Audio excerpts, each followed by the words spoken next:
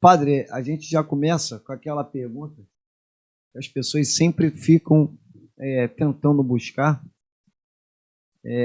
Hoje, um pouco menos aqui no Rio, mas em Salvador, minha família é baiana, então eu estou sempre na Bahia e lá já começa pelas lavagens, já começam ainda, continua mantendo as tradições dos iaôs ir às igrejas, porém, da Católica Apostólica Romana, mas a gente ainda vê... Eu acho que não precisa, né? Isso, eu vejo.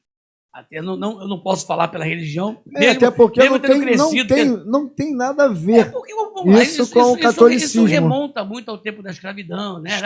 O poder da igreja, né? E outra, acho que tudo que o iaô tem que receber de sagrado, recebeu no Roncor. Não precisa ir para a igreja, mas existe tradição, então... né? Mas ainda se tem algumas igrejas que não aceitam isso.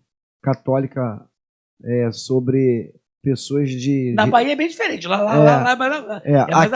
Aqui nós ainda temos isso. Na sua igreja, o senhor teve dificuldade de eles respeitarem a sua visão, a sua... Tive. Teve, né? Tive dificuldade. Tive muita dificuldade. Pra você ter ideia, pai, eu passei 1 ano proibido de entrar na minha igreja. Caraca, por conta só de Porque a igreja anglicana ela não tem um governo central. Existe uma liderança em Londres, mas aí ela é espalhada por diocese, por comunhões, né? E nas paróquias existe o governo paroquial, que é o conselho paroquial. Então, o reverendo, o padre lá, ele é praticamente tipo a figura de enfeite, né? Sim. Eu estou ali só para celebrar. As ordens é tudo vindo tudo vem do conselho paroquial. E quando, em 2019, eu comecei muito... Em 2018, começou a vir pessoas do axé. Em 2019, foi aumentando mais. Isso já em Campinas? Já em Campinas. Estou falando do santuário lá. Né? Sim, já em Campinas. E aí, em 2019, muitas pessoas começaram a se aproximar, conhecer, descobri que tinha uma igreja, um santuário dedicado a São Jorge lá. Sim. E aí o conselho paroquial, eu tive problemas seríssimos. A presidente do conselho paroquial, inclusive, não aceitava. E isso me trouxe problemas sérios. Eu fiquei praticamente 1 ano sem poder entrar na igreja. Nisso ela inventava aqui nas discussões, eu agredia com palavras. E aí tive até medida restritiva de metros na porta da igreja. Depois se descobriu tudo mentira, que eu tudo por dentro. Mas isso me trouxe um problema seríssimo de saúde. Em janeiro de 2020, né, antes da doença do mundo, eu tive, por causa desse acúmulo de estresse, de mágoa, de ódio, né? Porque eu fui dando... Você tem uma igreja que você ajudou a levantar, tudo, você não pode entrar, você vai ficando, né? Isso é prejudicial para o ser humano. Eu mostro, eu como sacerdote, não sou melhor que ninguém. Eu também estou sujeito a ter os mesmos sentimentos que qualquer outra pessoa tem. Sim. Então eu guardei mágoa, rancor, ódio, guardei mesmo. E quando chegou em janeiro, isso tudo me somatizou, né? E eu tive uma parada cardíaca logo nos primeiros dias do mês de janeiro de 2020. Fui para o hospital. Quando eu volto, tem um AVC. Depois fiquei internado uns dias. Quando eu saio do hospital, tem outro AVC. Tudo somatizado por conta de aborrecimento. Isso aí. E quando mais ou menos no dia 15 de janeiro, eu tive uma hipotassemia e entrei em coma. Saí quase morto do condomínio que morava, e eu fui levado já praticamente no coma para o hospital. E nesse coma, eu tive uma IQM, né, que é a experiência de quase morte, né, ou morte, né? E nesse coma, lá, muitas pessoas do axé pediam por mim, faziam obrigações, estavam fazendo pedido para Exu, povo da igreja, tinha evangélicos amigos também que pediam. E o que acontece? Quando cheguei, por causa desse meu ódio, eu sempre conto isso, e me emociono, só emocionado, fica, né? Quando eu fui com essa tristeza toda no coração, eu fui para um lugar. Eu Eu digo que é o limbo, né? Lá em não tinha fogo, não era inferno, não tinha capeta, não tinha diabo, não tinha nada. Tinha um ser lá que parecia muito com o predador. Tinha aquelas dread, né? Parecia demais o predador. E eu chegava lá e ele falava assim, você tá preso. E era uma prisão toda de concreto, com muito lodo, tinha muito lodo. Tanto é que se eu vou com o terreiro, tem o eixo do lodo, eu já fico assim, ó. Nós temos que acertar a parada nós dois. Te aliviei, padre. Aliviou nada. Ele botou terror. Botou terror.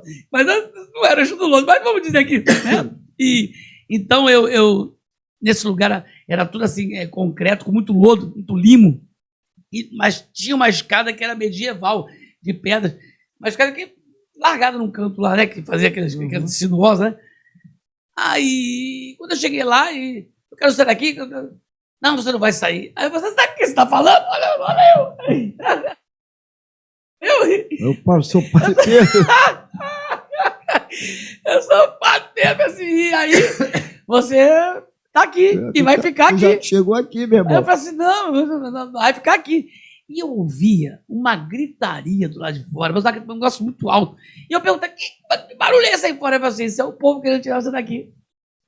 Tem muita gente, tem povo de Umbanda, Candomblé, da igreja, que ninguém tira você daqui. Eu falei, não tem que ser, você não vai aqui.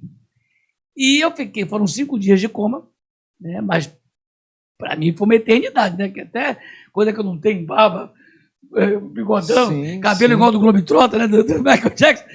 Fiquei, né? Era 5 dias, parecia... E ali, o negócio, eu dormia naquele limo, né?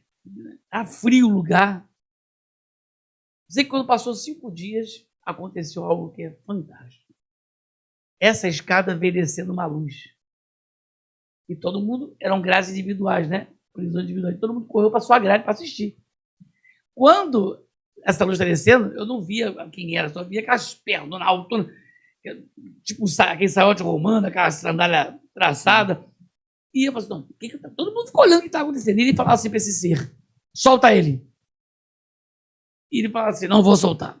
Solta ele. E a voz era essa, não vou soltar. Essa prisão ele construiu, ele não vai sair daqui. Não vou soltar. Você vai soltar ele, solta ele, estou mandando. Ah, você não vai soltar? Então eu vou soltar. E todo mundo, quem é que ele vai soltar? Todo mundo olhando aqui.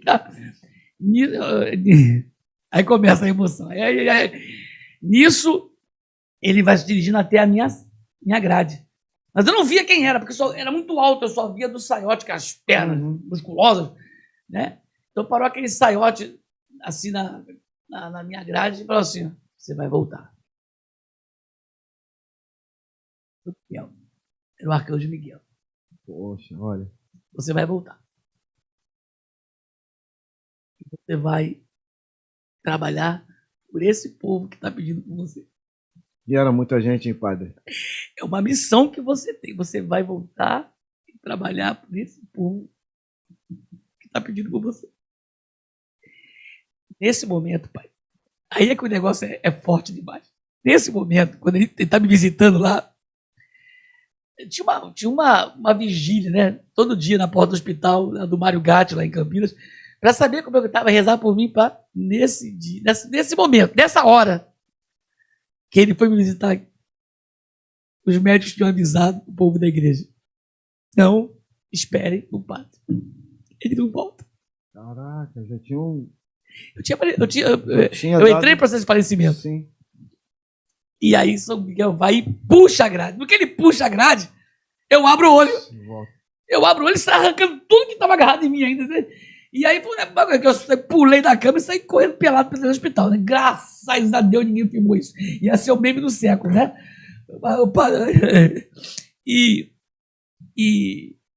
o mais interessante, você nem imagina, quando isso tudo estava acontecendo, a presidente do conselho, que me proibiu de entrar na igreja, que criou essa situação entre emocional toda. Ela estava na porta do hospital para me visitar. E ela recebeu a notícia que eu tinha falecido.